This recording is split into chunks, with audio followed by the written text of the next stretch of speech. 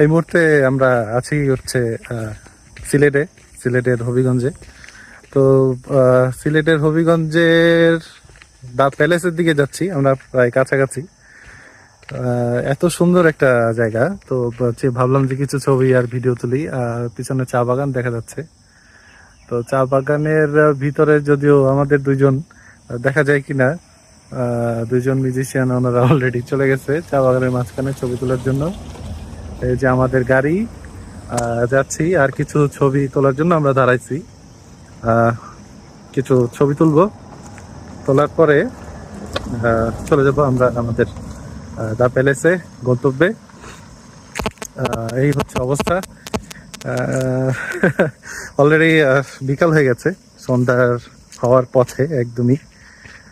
এত সুন্দর লাগতেছে, এত ভালো লাগতেছে আসার পরে, পরিবেশটা এত সুন্দর বলার মতন না। এটা সরাসরি দেখলে হয়তো ভালো লাগবে, ফোন থেকে কতটুকু ভালো লাগতেছে জানি না।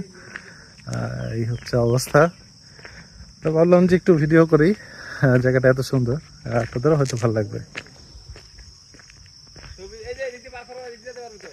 কই ওই বাগানের মধ্যে? না না, বাগানের মধ্যে যাওয়ার ইচ্ছা নাই। আজকে গান করব আমি, এবং আমার সাথে আরেকজন সিঙ্গার আছেন, পরিচয় করে দিব। আর হচ্ছে আমাদের সাথে কিবোর্ডে আজকে আমাদের সাথে সঙ্গ দিবেন আমার খুব কাছের বড় ভাই ফিরোজ ভাই। ফিরোজ ভাই একটু হ্যালো দেন। হ্যালো, আজকে কেমন লাগতেছে এত সুন্দর একটা প্লেসে? আপনার কেমন লাগতেছে? দেখাও, ওই পাশটা ভালো লাগতেছে। ওই পাশটা আরো খুবই সুন্দর। ওই পাশে হচ্ছে বাগান, চা বাগান। চা বাগান। আমরা চা বাগানের ঠিক সামনে আছি আর কি, দা প্যালেস যাওয়ার পথে। আমাদের সাথে আরেকজন আছে ভদ্রলোক, আমার ভাই জয়, অক্টোবর প্লে করে। এই হচ্ছে অবস্থা। এই যে আরেকজন আমার, যার কথা বলছি, যে আমাদের সাথে সিঙ্গার আছে একজন, জ্যোতি আখি, খুব দারুণ গান করে। তো কেমন লাগতেছে এই যে এত সুন্দর একটা জায়গা আমরা আছি? কেমন লাগতেছে বলেন? ভীষণ ভালো লাগছে, প্রকৃতি বরাবরই পছন্দ।